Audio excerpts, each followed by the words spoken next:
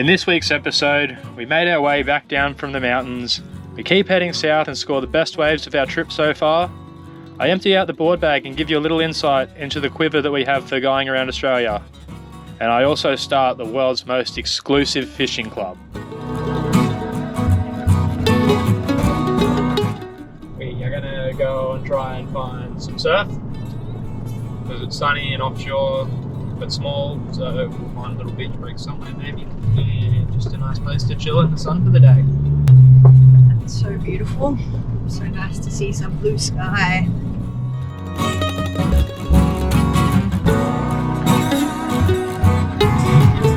are Hungry Head Beach.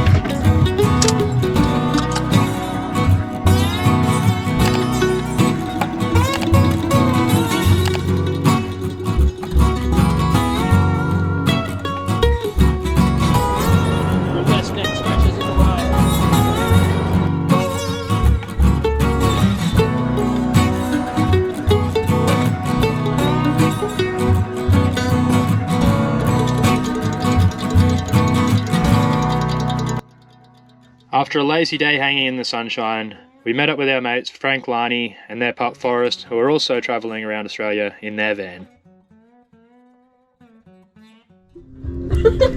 Get a bit closer and then I might know that you're there.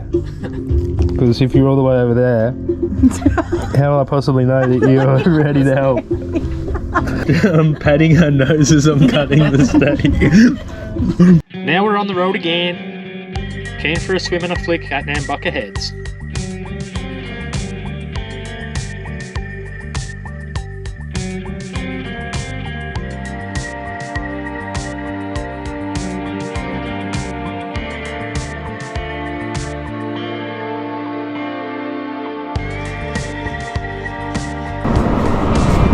Grub. So there's plenty of action out there. There's heaps of bust ups.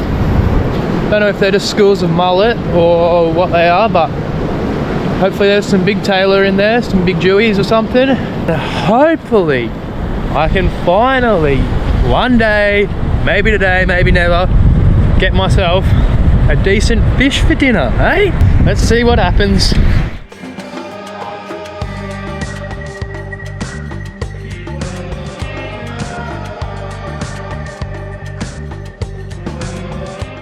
A lot of people don't realise how hard it is to actually do what I do when I'm fishing. Like, you know, kids, they'll be chucking out prawns and getting toadfish and brim and whiting, and nah, not me. I'll chuck everything out there and get nothing. So, you know, being the king of donutting when it comes to fishing, it's not as easy as you might think. Do you love fishing but hate catching fish? Well, sign up to my fishing club, where we go fishing all the time. We catch fuck all, so you never go home smelling like fish, you don't hurt any fish, and we have a great time. Pauly's Vegan Fishing Club. Get around it. Alright, so we're pretty much at the stage now where I go fishing, and when I get home, Bianca's like, "Oh, hey, how'd you go? You get fuck all again?" Today, we got another small wave day, a little bit overcast, so I thought I'd rip all the boards out of the board bags and go through exactly what we're carrying. Give you a little breakdown and brief description on each board, where we'll use them. We'll make a start. We'll go from the smallest boards up to biggest boards. First cab off the rank, we got the fly wire matchup. This little board is 5'6".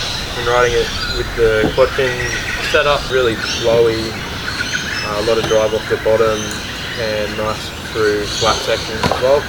I only had a couple of surfs on this one so far, so still working out where it lands within the quiver as to what conditions we'll be riding it in, but so far kind of fun 3 foot.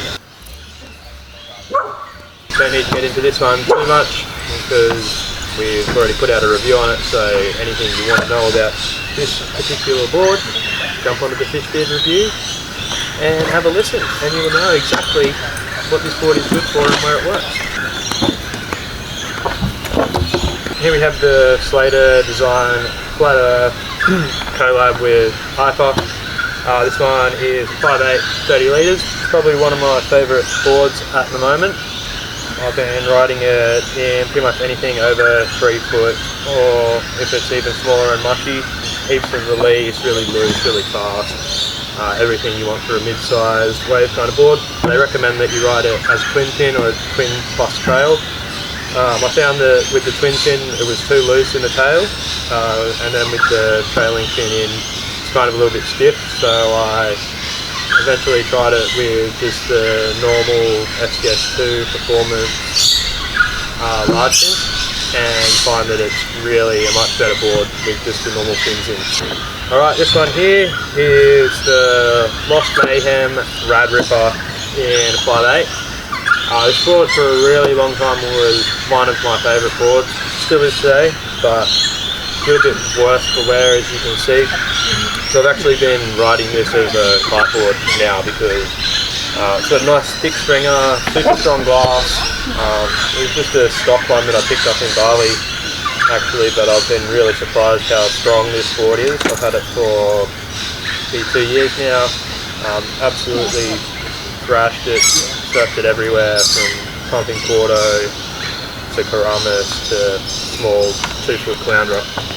It's like a super fun board for if it's 3 foot, punchy, bit rampy, some more hollow sections. I've always ridden this just with the normal 3 fin.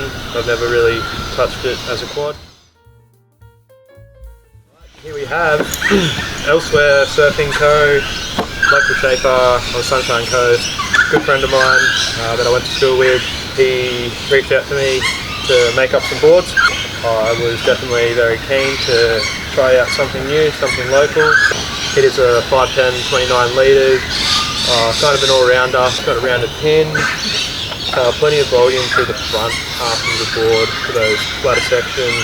Can't wait to try it, and once we give it a spin, we'll give it a review and you'll know exactly how it goes. These two are pretty much the same board, 6.0 factory surfboards. These two were designed for Indo a couple of years ago. This first one over here was the first one that we made. It was made from combining a few different boards that I've been riding at the time and really liking. And then this one is the more refined version. It's designed for punchy 4 to kind of 6 foot waves. Indo, you know, it's clean, it's fast, it's powerful. You don't need heaps of paddle power to get in. It's fever time. So, American Fever, 5'11", 28 litres. This board I've ridden a lot through Costa Rica and also in Mexico. I find this board is a super fun, super fast, super loose, kind of good all-round board. I wouldn't ride it in anything under 2 foot. And here we have the Tits, my 6'8" step up.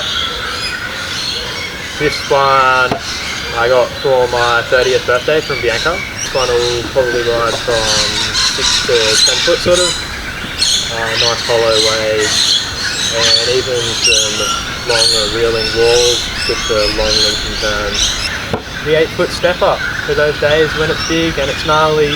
This one's made by Factory Surfboards again, for those days when it's 12 to probably 15 foot I drive this in. So hopefully on that trip we get some waves that are good for this big rhino hunter and we get to give it a good try out. And of course, no Quiver is complete without a foamy. We got the Nick Fanning Beastie, 6'6", good for shories, good for getting pounded, good for small, tiny little 1 foot days. And there you have it. That's the breakdown of our travelling surfboard Quiver.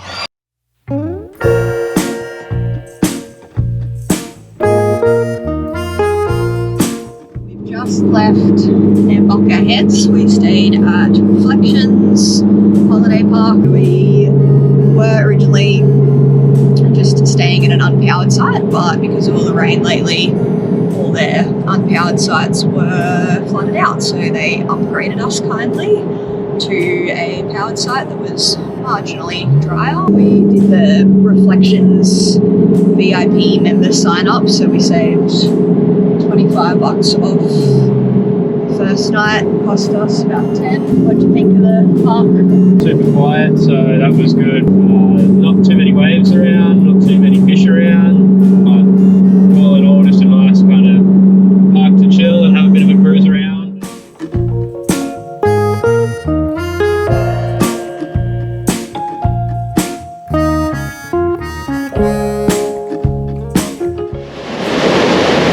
Wind's offshore, coffee's on, we're out there.